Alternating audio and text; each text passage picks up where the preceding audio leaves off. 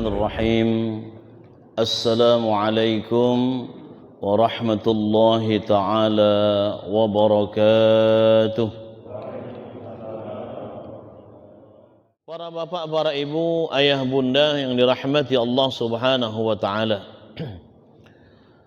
dalam kesempatan yang berbahagia ini saya akan menyampaikan ada 6 hadis mengenai laknat-laknat dari Allah subhanahu wa ta'ala, orang-orang yang dilaknat oleh Allah subhanahu wa ta'ala. Apa laknat itu, Ustaz? Laknat itu yaitu setiap hal-hal yang dilakukan yang jauh dari rahmat Allah subhanahu wa ta'ala dan kemudian mengundang siksa dari Allah subhanahu wa ta'ala. Ini laknat. Hadis yang pertama, An Ali ibn Abi Talib radhiyallahu anhu qala Rasulullah sallallahu alaihi wasallam, la'anallahu man zabaha li ghairillah. Hadis dari Ali bin Abi Talib karramallahu wajhah atau radhiyallahu anhu, ia berkata, qala Rasulullah sallallahu alaihi wasallam, Rasulullah sallallahu alaihi wasallam bersabda, la'anallahu man zabaha li ghairillah. Allah melaknat orang-orang yang menyembelih dengan selain Allah. Orang yang menyembelih dengan tidak menyebut asma Allah itu dilaknat oleh Allah subhanahu wa ta'ala. Atau orang-orang yang mengadakan penyembelihan tapi tujuannya bukan untuk mencapai ridha Allah, menggapai ridha Allah, tapi dia menyembelih binatang ternak, menyembelih sesuatu tujuannya karena ingin mempersembahkan sesuatu itu kepada selain Allah subhanahu wa ta'ala. Contoh, buat sajen, kepala kambing dibuat sajen, kepala kerbau dibuat sajen, kepala sapi dibuat sajen, Pak Ibu. Dilarung ke laut, pantai selatan misalnya, dilarung kepala kerbau ini di Sungai Musi misalnya, supaya nanti penunggu Sungai Musi tidak marah, kemudian tidak terjadi banjir. Kemudian ada yang menyembelih sapi atau menyembelih kerbau, kemudian kepalanya ditanam di sebuah gunung misalnya, supaya gunung itu tidak ngamuk, tidak terjadi yang namanya gunung meletus, tidak terjadi yang namanya tanah longsor dan lain sebagainya. Ini syirik dan ini haram di sisi Allah subhanahu wa ta'ala. Orang yang menyembelih bukan karena Allah, untuk mempersembahkannya kepada selain Allah, ini dosa besar di sisi Allah subhanahu wa ta'ala, dan dilaknat pelakunya oleh Allah subhanahu wa ta'ala, dan orang-orang yang mengikuti prosesi tersebut semua dilaknat oleh Allah subhanahu wa ta'ala.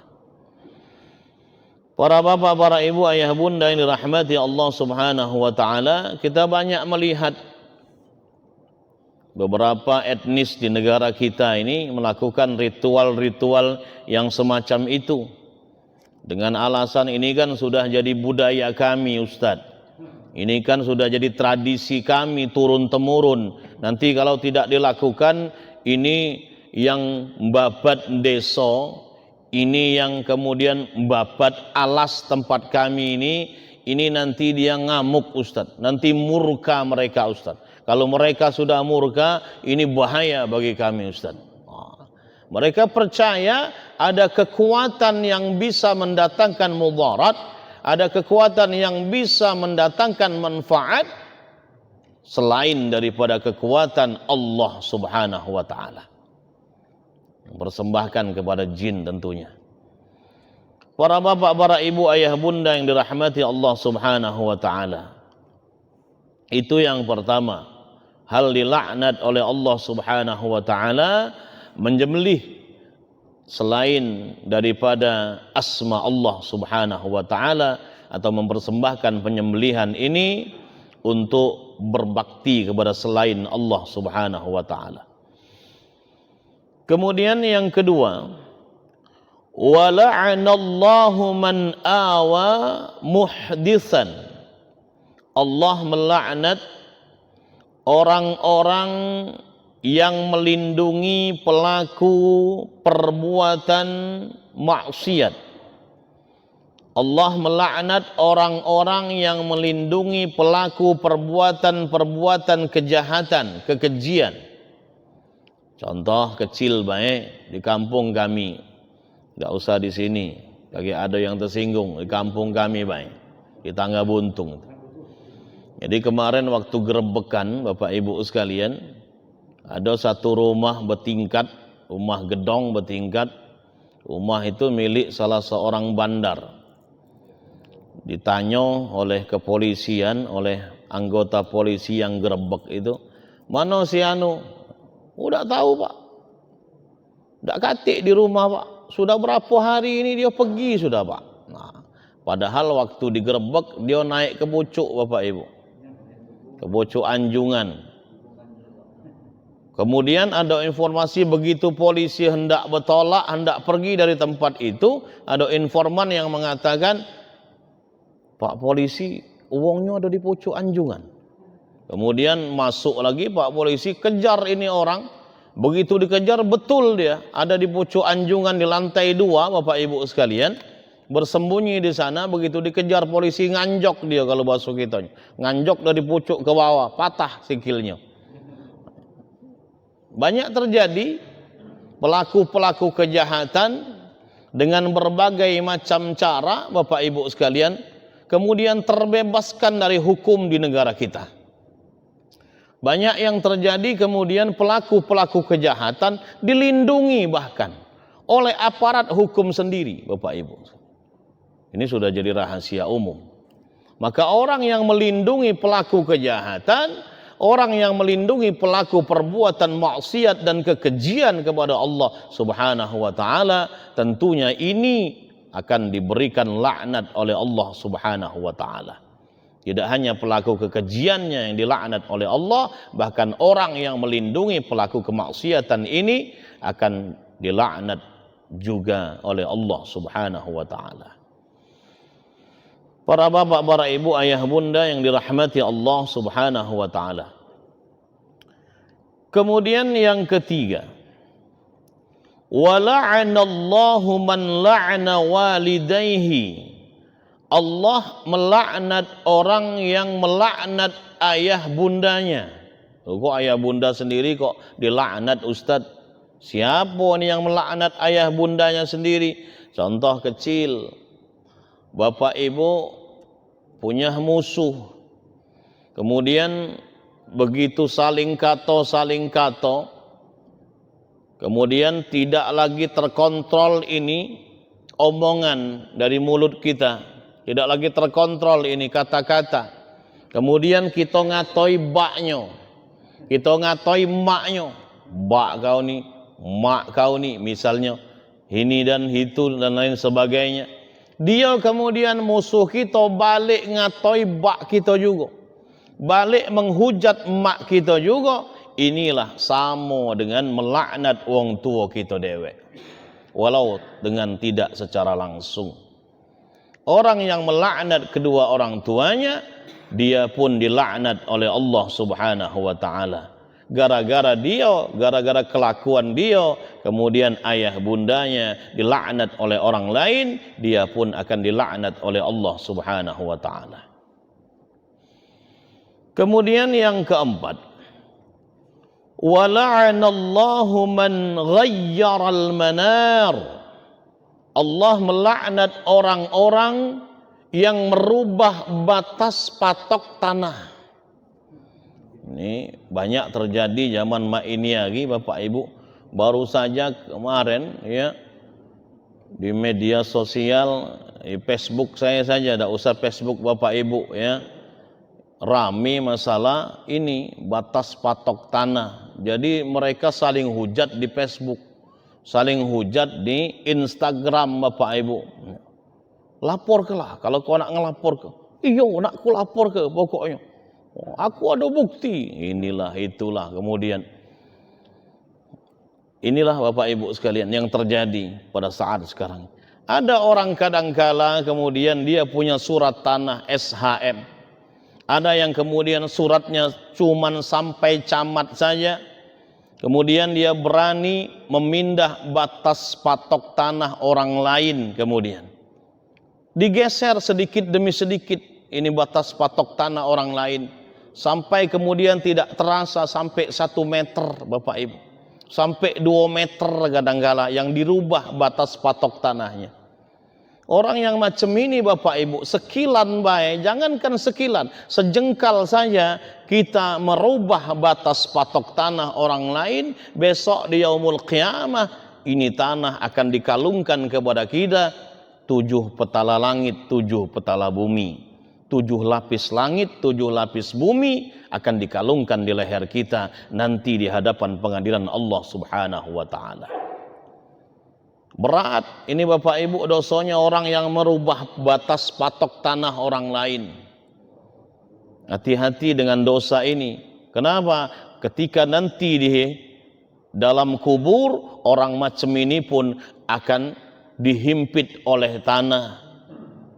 Dihimpit oleh tanah, berderak ini tulang belulangnya berbunyi bahwasanya tulang belulangnya akan dipatahkan oleh Allah Subhanahu wa taala.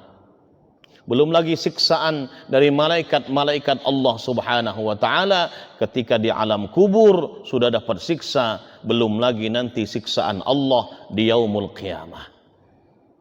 Tidak ada perbuatan zalim yang bebas dari siksaan Allah Subhanahu wa taala. Ini termasuk perbuatan zalim kepada orang lain, dan salah satu hal yang akan diazab oleh Allah dengan segera yaitu perbuatan zalim kepada orang lain. Di samping juga perbuatan durhaka kepada kedua orang tua, itu akan disegerakan azabnya di dunia oleh Allah Subhanahu wa taala. Para bapak, para ibu, ayah bunda yang dirahmati Allah Subhanahu wa taala. Hadis yang kedua. An Jabirin radhiyallahu anhu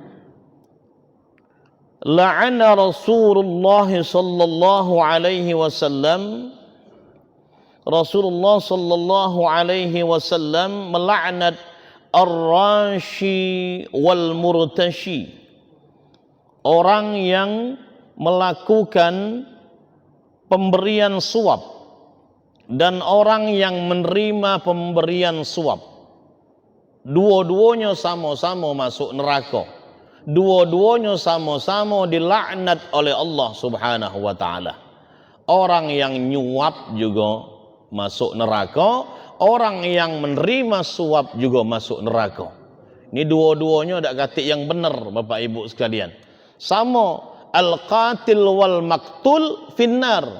Orang yang membunuh dan orang yang terbunuh sama-sama masuk neraka. Kenapa Ustaz yang terbunuh kok masuk neraka? Dia punya hasrat untuk membunuh lawannya tapi keduluan. Maka dia masuk neraka juga. Wong bebala, betujahan, berkapaan, kalau bahasa kitanya, yang kena kapak mati juga masuk neraka. Karena tadi dia berhasrat ingin ngapak musuhnya, ingin nujah musuhnya, tapi keduluan oleh musuhnya. Al-qatil wal maqtul finnar. Ar-rashi wal murtashi finnar. Orang yang nyogok dan yang disogok sama-sama masuk neraka. Ustaz, zaman mak ini hari kalau dak nyogok susah. Nak masuk begawi di BUMN, kalau dak nyogok susah Ustaz. Anak aku nak begawi masuk polisi, kalau dak nyogok susah tak.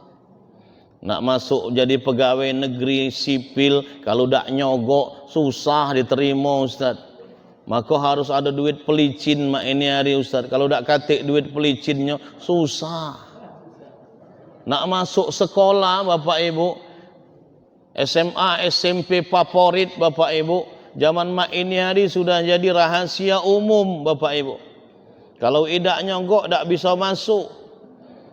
Kadangkala anak kita yang pinter, yang cerdas, yang ranking terus itu, kadangkala kalah dengan anak-anak yang biasa-biasa saja, garo-garo dia nyogok masuknya Bapak Ibu sekalian. Ini sudah jadi rahasia umum. Apakah ini kemudian yang sudah jadi budaya seperti ini kemudian dihalalkan, dibolehkan? Tentu saja tetap haram di sisi Allah Subhanahu wa taala. Orang yang melakukan sogokan macam ini, yang menyuap pihak sekolah, orang yang menyuap instansi pemerintah, orang yang menyuap yang ingin masuk sebagai karyawan, yang menyuap masuk neraka, yang disuap sama-sama masuk neraka.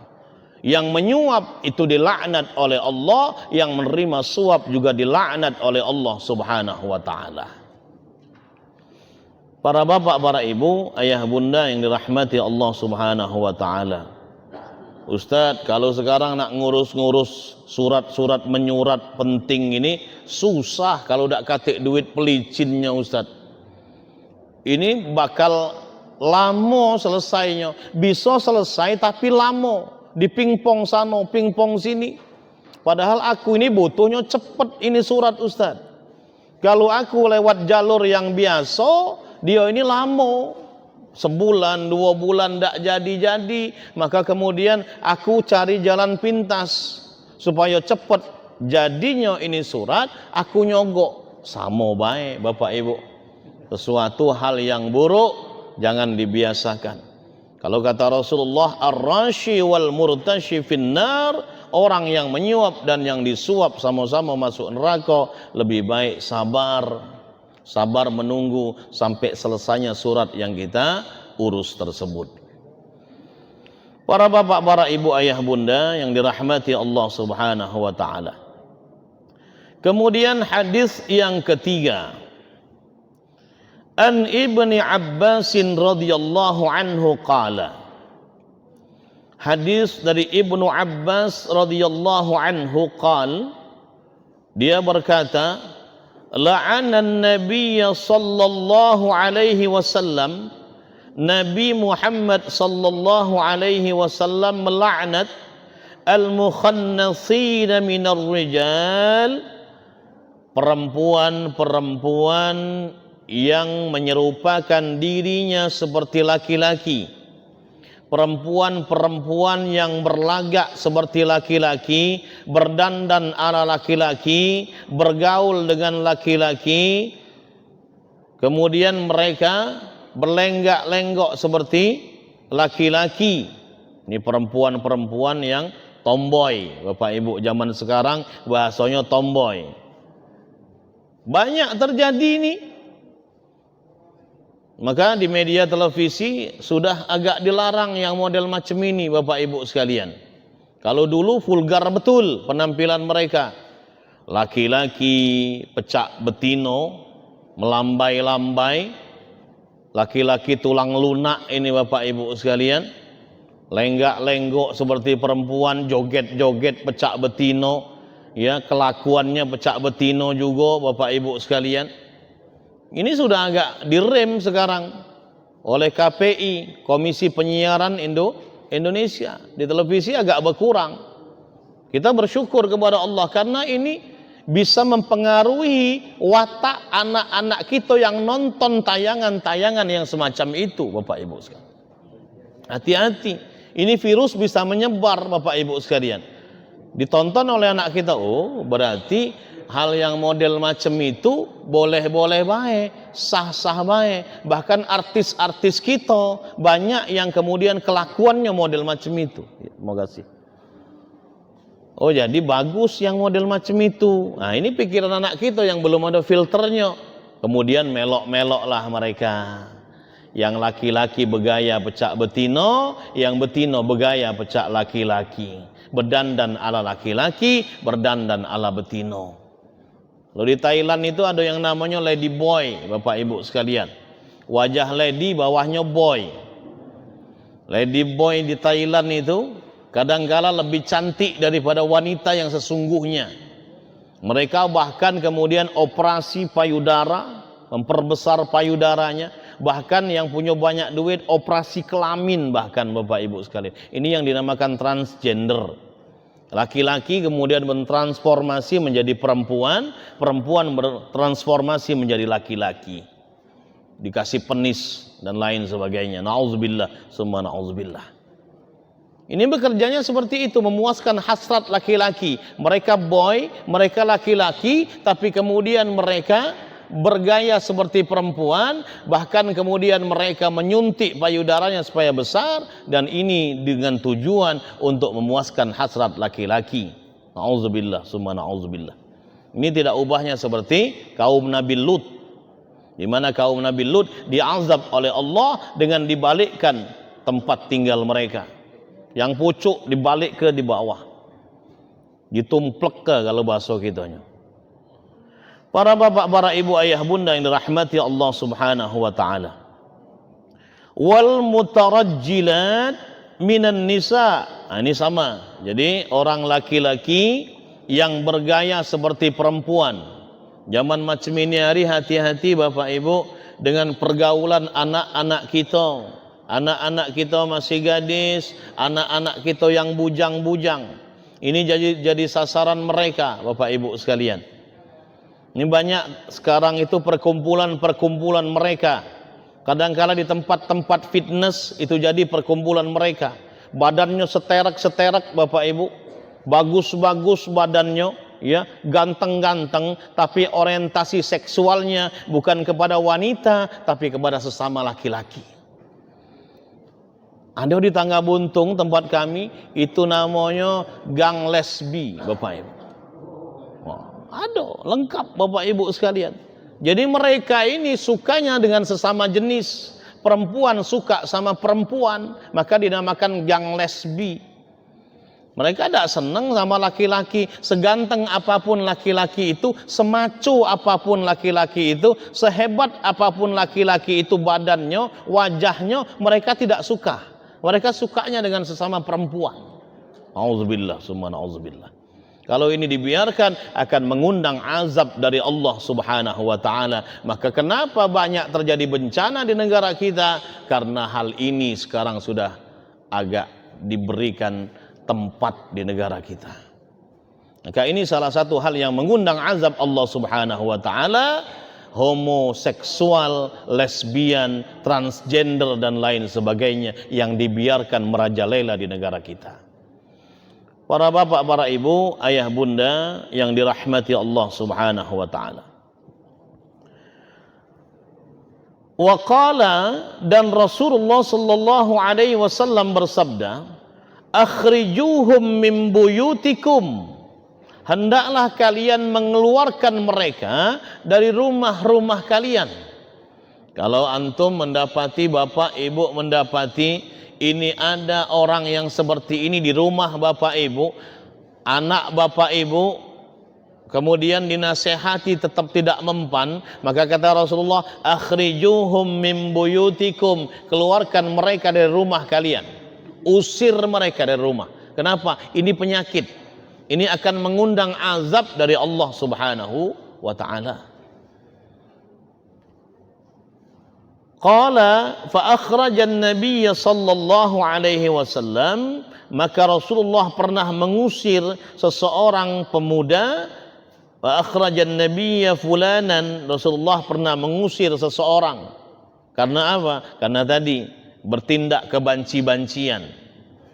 Kemudian wa akhraja Umar fulanan, Umar pun pernah melakukan hal yang sama dengan apa yang dilakukan oleh Rasulullah. Kalau ada di rumah kalian yang seperti ini, usir mereka dari rumah kalian.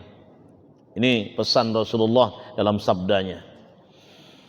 Para bapak, para ibu, ayah, bunda yang dirahmati Allah Subhanahu wa taala. Kemudian yang selanjutnya, hadis yang keempat, An Anasin ibni Malikin radhiyallahu an. Hadis dari Anas bin Malik radhiyallahu anhu qal, la'ana Rasulullah sallallahu alaihi wasallam salasah. Rasul melaknat 3 golongan manusia. Siapa mereka? Yang pertama, rajulun amma qauman wa hum lahu karihun. Seseorang laki-laki yang mengimami suatu kaum tapi kaumnya benci kepada dirinya. Ini hadis pernah saya sampaikan dulu beberapa bulan yang lalu, Bapak Ibu, sebelum corona kalau tidak salah. Redaksinya agak berbeda sedikit saja di akhirnya, redaksinya agak berbeda sedikit, tapi maknanya sama. Yang pertama, warajulun amma qauman wa hum lahu karihun, seseorang laki-laki yang mengimami suatu kaum tapi kaumnya benci kepada dirinya. Maksudnya apa Ustaz? Mengimami ini. Imam dalam hadis ini mengandung makna dua, Bapak Ibu sekalian. Yang pertama, imamus sughra, imam kecil.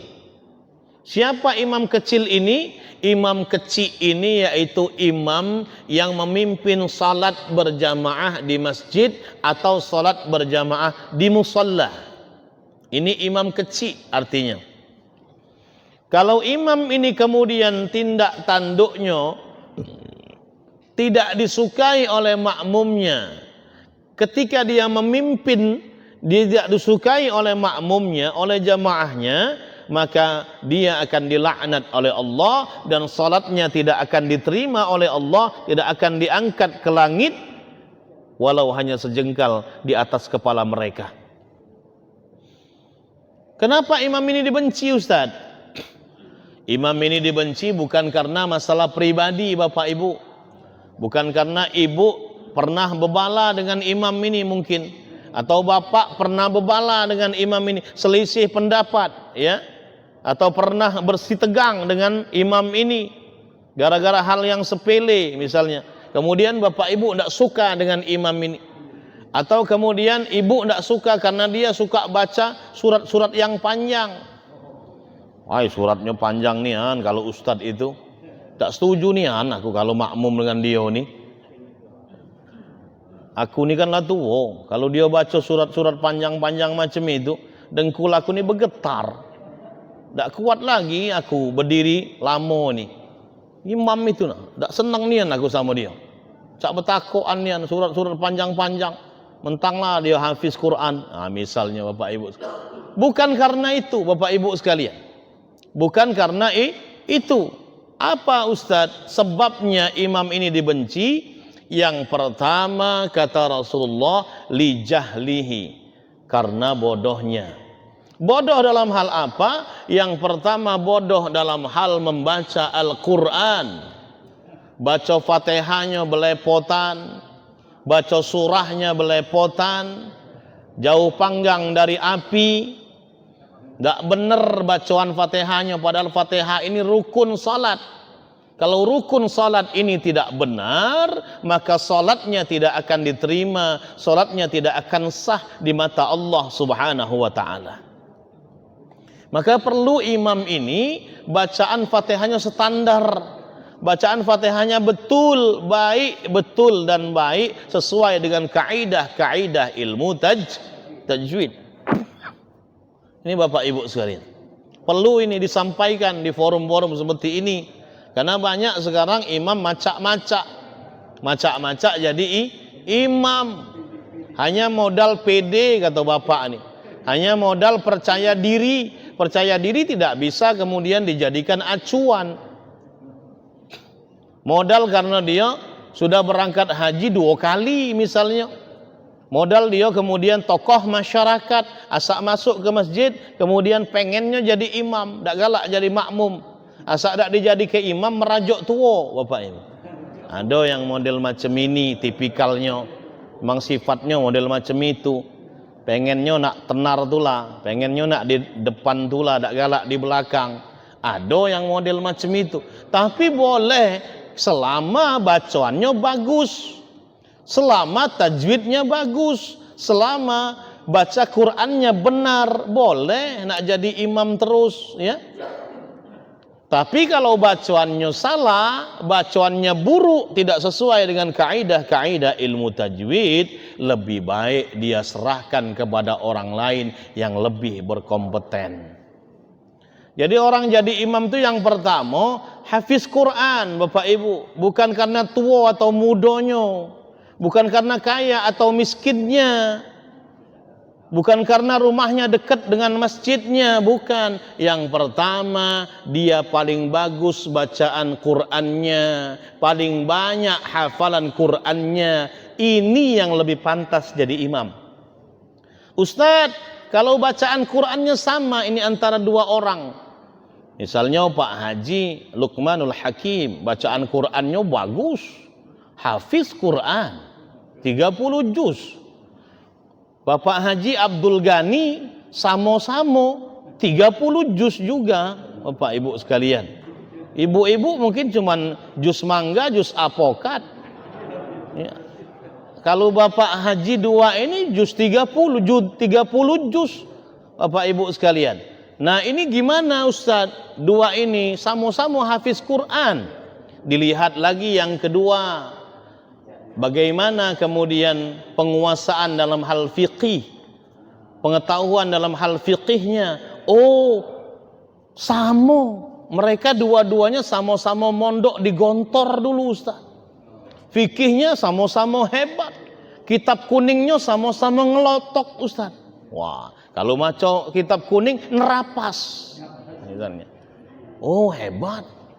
Kemudian yang ketiga, ya, di antara keduanya ini dipilihnya, mak mano kategorinya? Yang ketiga yaitu lebih tua mano antara Pak Haji Luqman dengan Pak Haji Abdul Ghani.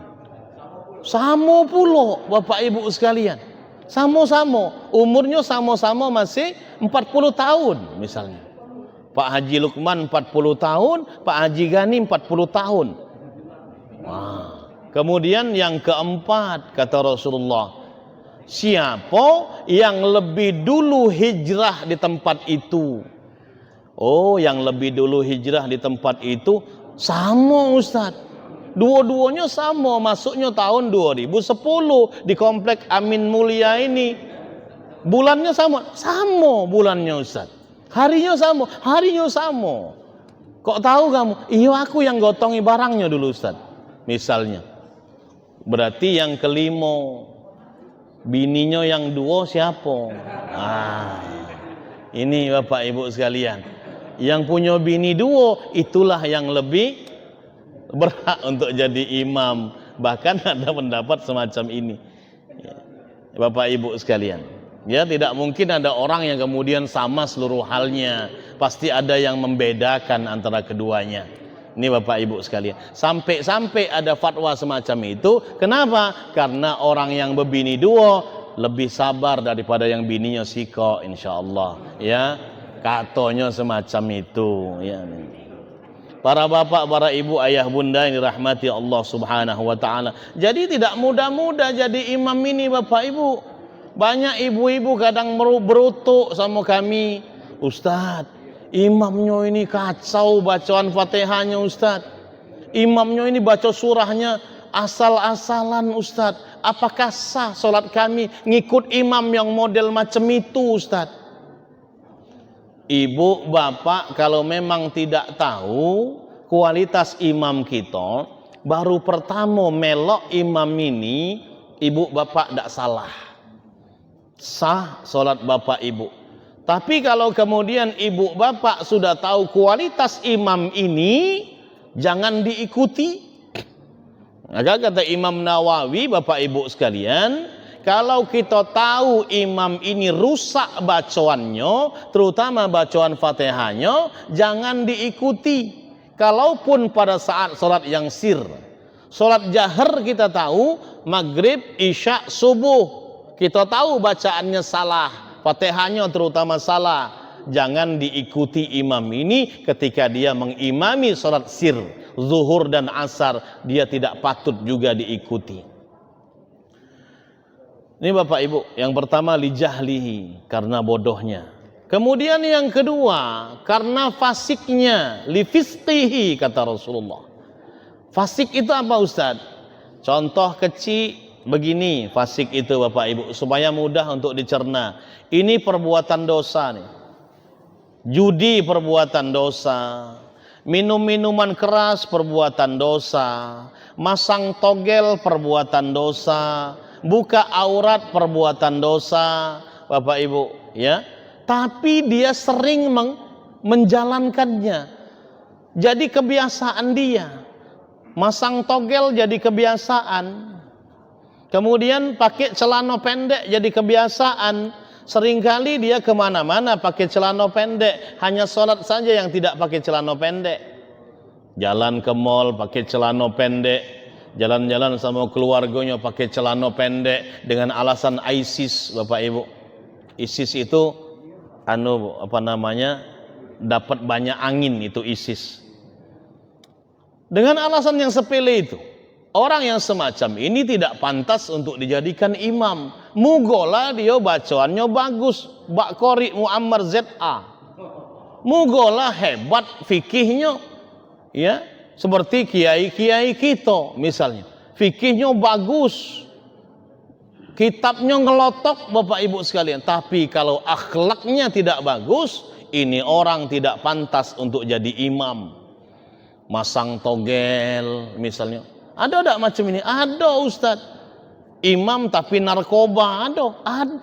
Bapak Ibu sekalian, tempat kami itu ketip narkoba, Bapak Ibu sekalian.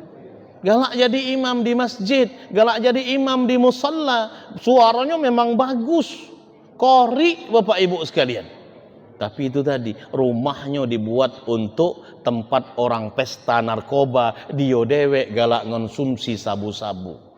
Tapi suaranya bagus, galak jadi imam. Ini imam yang termasuk dibenci oleh makmumnya. Dia tidak pantas jadi imam, dan kalau dia mengimami kaumnya, maka pahala salatnya tidak akan diterima oleh Allah walau hanya sejengkal di atas kepalanya.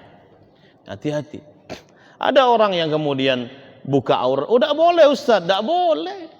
Ini salah satu standar Bapak Ibu sekalian. Kemana-mana pakai celana pendek. Kita kan tahu aurat laki-laki minas surrah ila rukbah, dari pusar sampai lutut. Kalau dia kemudian pakai celana wahai itu di atas lutut, Bapak Ibu. Ini wahai. Kalau dipocok lagi hai. Kalau dipocok lagi aduhai, Bapak Ibu sekalian.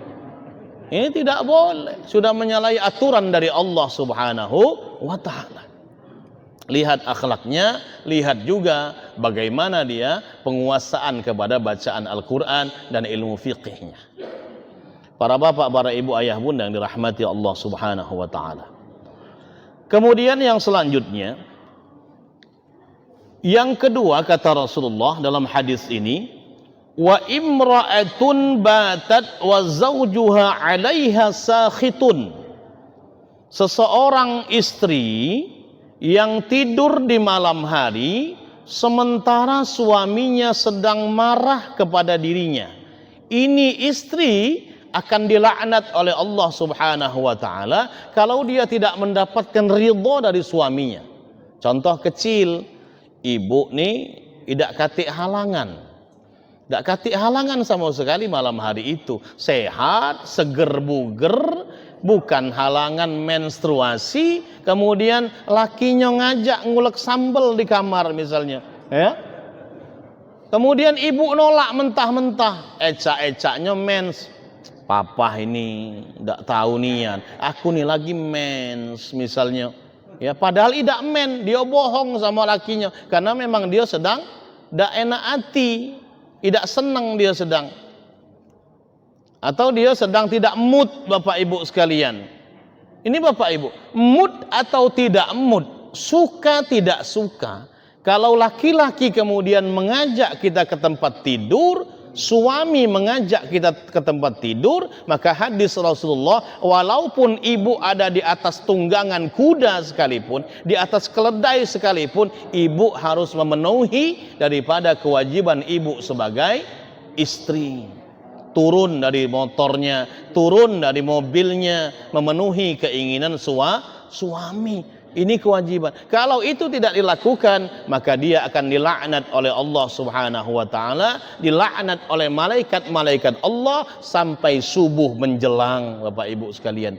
Ini hadisnya. Atau ibu kemudian disuruh pakai jilbab, Ibu terbiasa kemana-mana pakai you can see, kemana-mana pakai tank top, kemana-mana pakai hot pants, atau pakai jilbab, tapi kemudian pucuknya dijilbabi, tapi badannya tidak dijilbabi. Kenapa tidak dijilbabi Ustaz? Ya pakai pakaian ketat. Pucuknya pakai pakaian ketat, bawahnya ketat juga, leggingnya legging ketat, kaosnya kaos ketat. Kejingok perabotannya Bapak Ibu sekalian, mentul-mentulnya kejingokan, hanya pucuknya baik dijilbabi. Ini haram. Suaminya kemudian ngomong, ibu, mbok yao jangan begitu, pakai pakaian yang benar. Tapi dia tidak menggubris nasihat dari suaminya, sampai suaminya marah. Tidur dia di malam hari. Istri semacam ini dilaknat oleh Allah dan dilaknat oleh malaikat-malaikat Allah subhanahu wa ta'ala. Hati-hati ibu-ibu. Kemudian yang ketiga, wa rajulun sami'a hayya 'alal falah. Seseorang laki-laki yang mendengar seruan azan, hayya 'alal falah, mari menuju kemenangan, tapi dia ecak-ecak dak tahu, ecak-ecak dak dengar, padahal dia dengar, tidak mau memenuhi panggilan dari Allah subhanahu wa ta'ala. Sejatinya suara azan yang dikumandangkan muazzin adalah panggilan dari Allah, tapi dia tidak mau memenuhi panggilan Allah. Yang sibuk dengan HP tetap sibuk dengan WhatsApp-nya, tetap sibuk dengan TikTok-nya, tetap sibuk dengan laptopnya, tetap sibuk dengan pekerjaan-pekerjaannya, tidak diletakkan dulu pekerjaannya, tidak mau memenuhi panggilan Allah, bersegera untuk memenuhinya. Ini orang yang dilaknat oleh Allah subhanahu wa ta'ala. Maka laki-laki ini wajibnya salatnya di masjid Bapak Ibu. Kalau tak kati uzur syar'i, wajibnya di masjid, salat berjamaah dengan yang lainnya. Ini laki-laki. Bahkan Rasulullah pernah ingin membakar itu rumah-rumah sahabatnya yang meninggalkan salat berjamaah. Jadi laki-laki yang galak salat di rumah itu bukan laki-laki soleh, itu laki-laki solehah. Kalau laki-laki soleh, salatnya di masjid Bapak Ibu sekalian. Kemudian yang kelima, cepat baik, tidak sampai jam 7 Bapak Ibu sekalian. Rasulullah sallallahu alaihi wasallam bersabda, man asyara ila akhihi bihadidatin fa innal malaikata tal'anuhu wa in kana akhahu li abihi wa ummihi. Barang siapa yang mengacungkan senjata tajam kepada saudaranya, baik saudara itu sekandung, seayah, seibu, maupun saudaranya seiman Bapak Ibu sekalian, fa innal malaikata, sesungguhnya malaikat akan melaknatnya, Allah subhanahu wa ta'ala pun akan melaknat orang ini. Mengacungkan senjata tajam, mengacungkan sepotong besi, pentungan besi atau senjata tajam Bapak Ibu sekalian, diacungkan kepada saudaranya hanya untuk menakut-nakuti dia. Ini sudah dilaknat oleh Allah. Apalagi ditujah ke, apalagi dikapak ke Bapak Ibu sekalian, lebih-lebih lagi dilaknat oleh Allah, dan dia akan kekal selama-lamanya menumpahkan darah orang lain Bapak Ibu sekalian, kekal dalam neraka selama-lamanya. Wa man qatala mu'minan muta'ammidan fajaza'uhu jahannamu khalidan fiha wa ghadiba Allahu alaihi wa la'anahu wa a'adda lahu 'adzaban syadida. Orang yang membunuh orang lain dengan secara sengaja, dak katik yang dibenarkan oleh syariat Islam Bapak Ibu, maka orang ini akan dilemparkan dalam neraka oleh Allah subhanahu wa ta'ala, dan mereka kekal selama-lamanya dalam neraka. Ini orang yang membunuh orang lain, mengacungkan saja sudah dapat laknat dari Allah, nakut-nakuti dengan besi dapat laknat dari Allah, apalagi sampailah kemudian mereka menjatuhkan tangan kepada saudaranya. Kemudian yang terakhir, hadis yang keenam. An Sa'd bin Abi Waqqas, dari Sa'id bin Abi Waqqas radhiyallahu anhu, anna an-nabiy sallallahu alaihi wasallam qala, Rasulullah bersabda, man idda'a ila ghairi abihi wa huwa ya'lamu annahu ghaira abihi fal jannatu alaihi haram. Barang siapa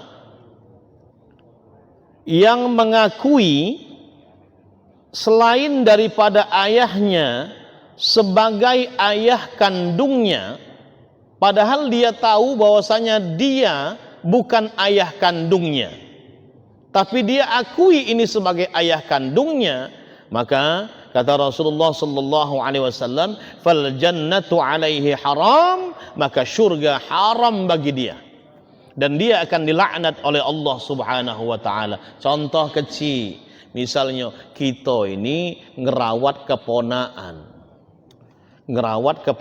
dari kecil, kita tidak punya anak. Contoh, ada tetangga kami yang model macam ini, Bapak Ibu sekalian.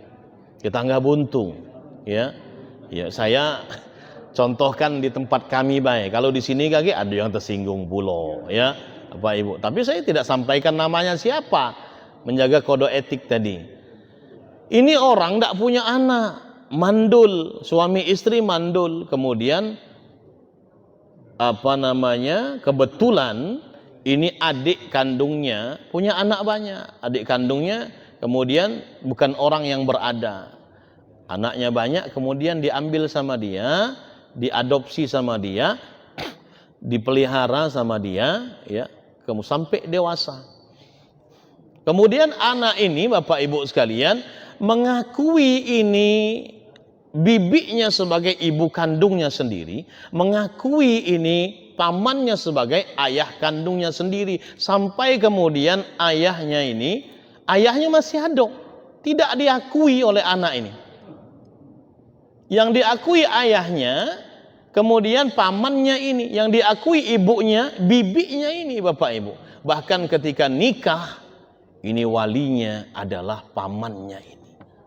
Dinasabkan namanya dengan nama pamannya. Ini dilaknat oleh Allah Subhanahu wa taala, padahal dia tahu ini pamannya, padahal dia tahu ini bibinya, bukan ayah kandungnya atau bukan ibu kandungnya.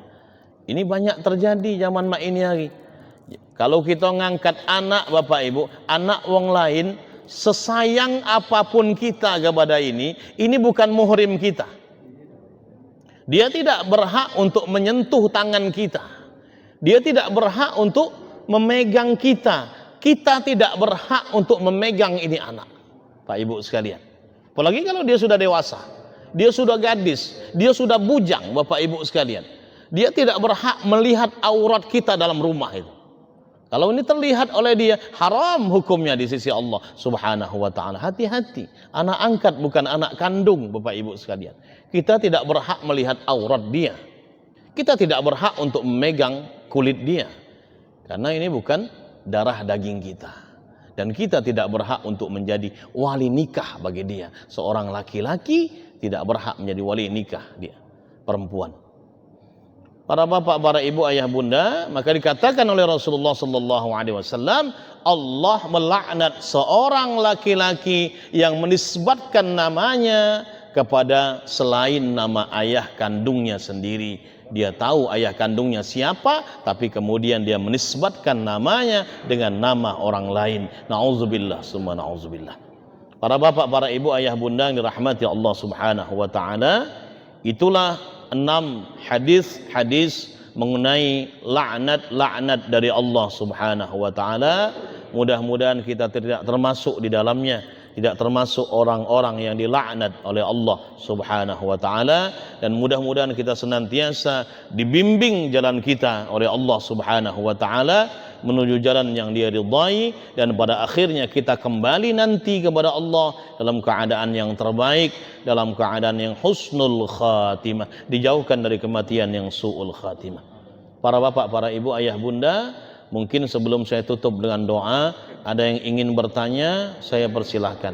Monggo Bapak, silakan Pak.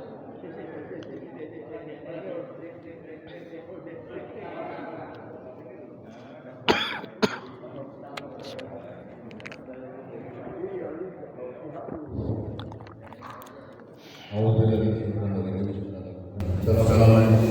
wabarakatuh. Waalaikumsalam warahmatullahi wabarakatuh. Ada yang saya mau tanyakan itu terkait di masalah tanah.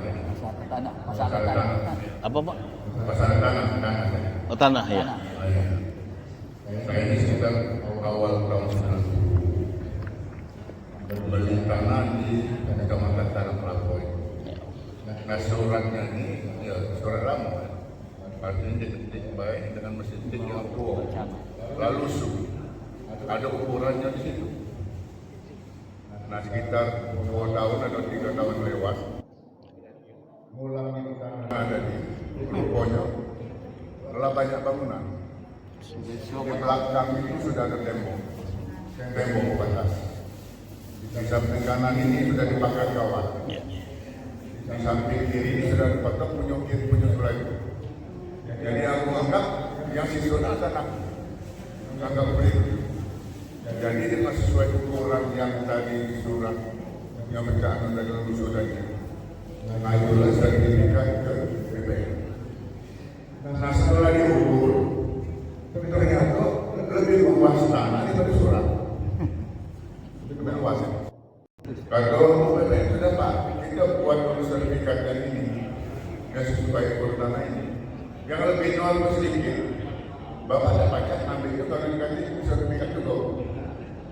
Nah jadi buat lagi surat pengakuan kisaran BPN, buat surat pengakuan hak yang sesuai. Nah kiri kanan tanda tangan. Tapi ini lebih dari ukuran awal tadi. Nama mana ini? Sedangkan di belakang itu ada tembok, dia bawa seperti ini. Berarti belakang itu apa? Batas itu tanah ini jauh. Sebelah kanan tadi sudah bakar kawan, nganggap tanah ke sebelah kiri sudah ada patok. Nah itu mana yang lebih Waalaikumsalam warahmatullahi wabarakatuh. Para bapak, para ibu, ayah bunda yang dirahmati Allah Subhanahu wa taala. Ini pertanyaan yang bagus dari Bapak Haji Baizuri, Bapak Ibu sekalian. Beliau punya tanah di daerah Talang Kelapo. Suratnya jelas, ya, suratnya lama, diketik pakai mesin ketik zaman dulu. Kemudian setelah beliau ngulangi lagi melihat tanah ini, ternyata sudah ditanami bangunan. Ini tanah. Ada patok-patok, kemudian ada tembok-tembok yang permanen, Bapak Ibu sekalian. Kemudian setelah diukur juga, ini surat Bapak Ibu sekalian, ternyata tanah yang di surat ini lebih besar daripada yang tercantum dalam surat. Lebih luas. Ini bagaimana kemudian? Bapak Ibu, ini kemudian harus ditera ulang. Harus diukur ulang ini tanah. Supaya sesuai dengan apa yang tercantum dalam surat tanah ini. Kalau kemudian tidak sesuai, kemudian kita tetap mengklaim ini punya kita, tentunya ini tidak sesuai dengan apa yang disampaikan oleh agama kita.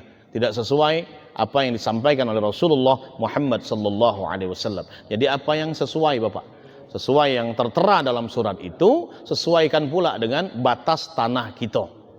Itu yang pertama. Kemudian kalau memang surat ini sudah SHM ke BPN, ya alhamdulillah. Untuk kemudian tanah yang kemudian masuk ke tempat orang Ustaz, atau sudah terlanjur diambil oleh orang, bagaimana? Kalau memang Bapak ingin menggugat, monggo, memang itu adalah hak Bapak. Tapi kalau Bapak kemudian ingin mensedekahkan ini tanah, menghibahkan ini tanah, ya biarlah. Kan itu kan kemudian ada kelebihan dari surat ini, ternyata tanahnya lebih luas. Ini kan sudahlah, ini punya saya, biar saja memang sesuai dengan yang tertera di surat ini, biar saya, ini punya saya, yang hakiki ini punya saya. Kalaupun oh ya, oh ya,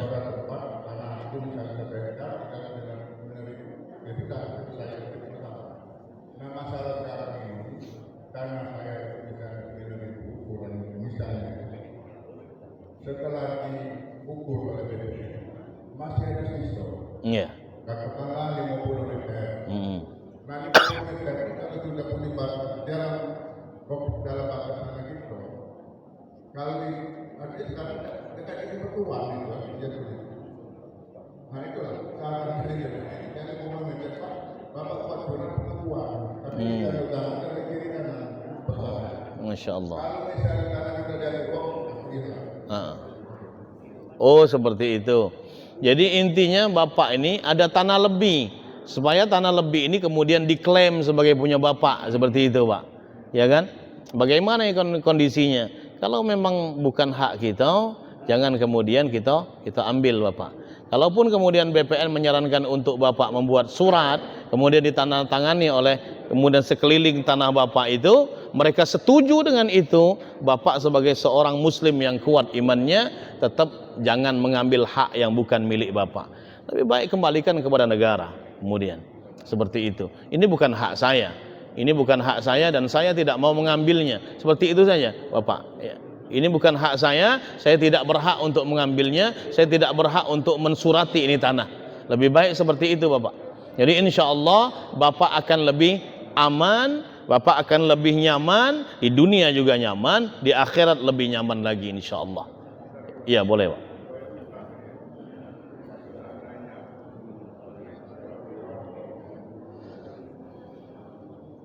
Saya juga mau mengganda. Arti tanah itu kan tidak bertuan. Tidak bertuan. Nah, tapi sudah ada surat. Ada surat. Kalau seandainya sebagian tanah tersebut saya nilai harganya lewat. Kita selesai. Kita larang mampu ini. Iya. Dapat kita tidak. Betul. Saya jual, ya, umpamanya, atau saya nilai harganya berapa, sudah diwakafkan. Iya. Baik bapak.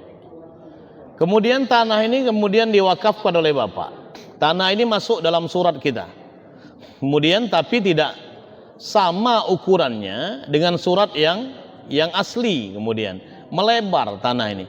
Kemudian bapak ingin mengambil hak bapak saja, kemudian kelebihan ini bapak kemudian jual. Kemudian duitnya kemudian bapak wakafkan ke masjid, bapak wakafkan ke panti asuhan dan lain sebagainya misalnya. Apakah dapat pahala? Pasti dapat pahala. Segala perbuatan baik itu bakal dapat pahala di sisi Allah Subhanahu wa taala. Nah, daripada nanti dicaplok oleh orang lain itu kemudian tak tahu agama, Bapak Ibu sekalian, dibuat hal-hal yang tidak benar, kemudian lebih baik bapak kemudian ini jual ini tanah, kemudian diwakafkan uangnya, atau diwakafkan, dihibahkan tanahnya untuk rumah tahfidz misalnya. Nih, wakafkan untuk musalla misalnya. Ini saya ada tanah lebih 50 meter misalnya. Ini silakan yang mau bangun musalla di sini silakan, yang mau bangun rumah tahfidz di sini silakan. Saya punya tanah segini.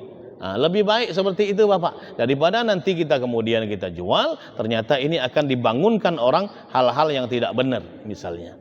Itu lebih baik seperti itu. Itu jawaban saya bapak ya. Ya, terima kasih atas pertanyaannya. Ada lagi ibu mungkin? Oh bapak, monggo pak. Silakan. Waalaikumsalam warahmatullahi wabarakatuh. Orang masuk surga karena amal atau karena takdir? Itu aja. Terima kasih. Assalamualaikum warahmatullahi wabarakatuh. Waalaikumsalam warahmatullahi wabarakatuh. Orang masuk surga atau masuk neraka karena amal atau karena takdir? Para bapak, para ibu, ayah bunda yang dirahmati Allah Subhanahu wa taala, ada hadis yang mengatakan ada orang yang kemudian ditakdirkan masuk dalam surga. Ada orang yang berbuat perbuatan ahli surga. Ini hadis mengatakan begitu. Ada orang yang berbuat perbuatan ahli surga, tapi takdir kemudian mendahuluinya, ternyata dia orang yang ahli neraka. Contoh, ada seorang sahabat yang dia ini senantiasa beribadah kepada Allah. Orang ini ikut berperang bersama Rasulullah dalam peperangan bersama Rasulullah, membela agama Allah. Kemudian Rasulullah mengatakan, sahabat-sahabat berkata, ini orang pasti ahli surga. Ini orang pasti ahli surga. Kenapa? Melihat daripada amaliyahnya sehari-hari. Dia sholatnya rajin, dia ngajinya rajin, ke majelis ta'lim juga rajin, yang diasuh Rasulullah, kemudian berperang bersama Rasulullah. Gagah berani dia berperang, Bapak Ibu sekalian. Sahabat sudah mengatakan ini orang pasti ahli surga. Kemudian takdir mendahuluinya, Bapak Ibu sekalian. Rasulullah mengatakan, ini orang bukan ahli syurga, dia bakal mati dalam keadaan tidak beriman kepada Allah Subhanahu wa taala. Betul Bapak Ibu sekalian, prediksi Rasulullah ini kata-katanya tidak hanya sekedar kata-kata, wahyu dari Allah Subhanahu wa taala. Kemudian orang ini ternyata dia tidak kuat menahan luka-luka di tubuhnya, tebasan pedang, kemudian hujaman anak panah dan lain sebagainya. Banyak luka-luka di tubuhnya, tidak kuat dia menanggung itu. Kemudian dia tancapkan pedangnya di tanah, kemudian dia tancapkan ini ujung pedang di lehernya, kemudian dia meninggal dunia. Meninggal dunia dengan bunuh diri, Bapak Ibu. Inna lillahi wa inna ilaihi raji'un. Ini yang pertama. Ada seseorang yang kemudian dia mengerjakan amalan-amalan ahli neraka semasa hidupnya. Ini orang preman, ya, penjual narkoba. Bahkan tidak hanya kelas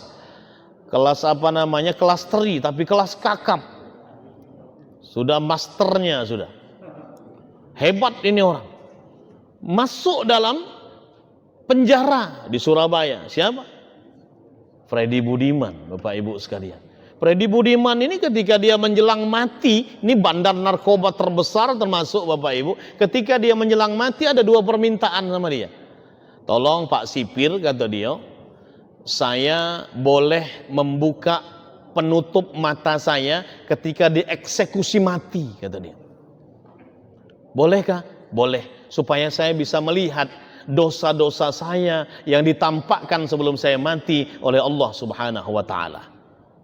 Boleh. Kemudian tolong saya satu permintaan lagi, kalau bisa saya sebelum ditembak di jantung saya boleh mengucapkan kalimat la ilaha illallah Muhammadur Rasulullah. Diperbolehkan pada saat itu. Jadi dua ini permintaan dia cuman. Begitu ditembak di jantungnya Bapak Ibu sekalian, peluru sampai kemudian ke jantungnya, des, mati langsung.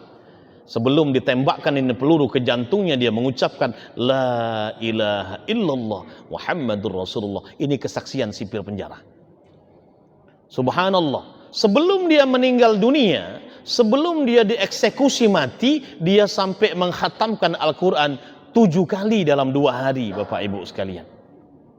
Ini Freddy Budiman yang tadinya gembong narkoba, Bapak Ibu, matinya dalam keadaan mengucap kalimat thayyibah kepada Allah. Tentang masalah dosanya kita tidak tahu. Ini takdir dari Allah Subhanahu wa taala, Bapak Ibu. Kita tidak tahu mana takdir kita di akhir penghujung hayat kita nanti, Bapak Ibu sekalian.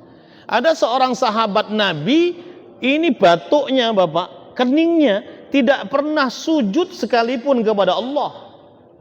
Siapa namanya? Suraim ibnu al-Azhal rahimahullahu ta'ala. Tidak pernah sujud kepada Allah. Ini melakukan perbuatan-perbuatan ahli neraka sebelumnya. Tapi kemudian takdir mendahuluinya. Ternyata ketika di akhir hayatnya dia ingin berperang bersama Rasulullah, dia lihat saudaranya berperang, dia lihat sepupunya berperang, dia lihat keluarganya sama-sama berperang, kemudian dia mengambil kudanya, dia mengambil tamengnya, dia mengambil pedangnya, dia menyusul saudara-saudaranya ke medan perang bersama Rasulullah. Terbunuh dia di medan perang itu. Maka Rasulullah mengatakan, ini ahli syurga. Keningnya tidak pernah sujud kepada Allah, tapi Allah takdirkan ini orang termasuk ahli syurga, mati berperang, syahid di jalan Allah Subhanahu wa taala. Subhanallah. Yang pertama, betul kata Bapak, takdir ini dari Allah Subhanahu wa taala, tapi takdir ini juga bisa dirubah dengan kesalehan kita kepada Allah, dengan doa-doa kita kepada Allah Subhanahu wa taala. Takdir ini ada yang takdir muallak, ada takdir mubram. Takdir muallak, ya, takdir mubram ini hal yang sudah pasti. Matahari terbit dari timur, kemudian tenggelam di barat. Ada takdir muallak namanya, takdir yang masih berkaitan dengan ini manusia, Bapak, ya. Jadi manusia ini harus kemudian sesuai dengan fitrahnya, berusaha. Oh, kalau kenyang tuh lah Ustaz, tidak harus makan. Jadi kita nak kenyang harus makan. Kalau kita nak banyak duit harus begawi, harus nabung, Bapak. Ini takdir yang kemudian masih berkaitan dengan usaha-usaha manusia. Ini Bapak. Jadi yang kedua, kita masuk surga karena bukan amal kita, karena rahmat dari Allah Subhanahu wa ta'ala, Bapak. Amal kita ini tak kata apa-apanya, Ibu Bapak sekalian. Kalau tanpa rahmat dari Allah, ada orang yang kepingin masuk surga, ya Allah, aku pengen masuk surga dengan amal saya. Oke, kata Allah, timbang. Dia hidup 60 tahun, setiap hari salat, setiap hari dia puasa. Tapi ternyata ditimbang amalnya untuk membeli 1 biji matonyo, tak bisa, Bapak Ibu sekalian. Ini rahmat Allah. Biji mato ini adalah nikmat dari Allah. Membeli nikmat 1 biji mato ditukar dengan solatnya 60 tahun, tidak terbeli, tidak tertukar. Maka kata Allah, kau masuk surga dengan rahmatku. Kalau engkau ingin masuk surga dengan pahala amalmu, tidak akan bisa masuk surga. Ini Bapak, kita bisa masuk surga karena rahmat Allah, kasih sayang dari Allah, bukan karena pahala amal kita. Ini Bapak jawaban daripada saya, ya. Terima kasih atas pertanyaannya. Baik Bapak Ibu, Ayah Bunda, itu saja yang dapat saya sampaikan pada kesempatan yang berbahagia ini. Mudah-mudahan dapat dipetik manfaatnya dalam rangka untuk meningkatkan amal ibadah kita kepada Allah Subhanahu wa taala. Mari kita tutup sama-sama dengan berdoa kepada Allah Subhanahu wa taala. A'udzubillahi minasyaitonir rajim. Bismillahirrahmanirrahim.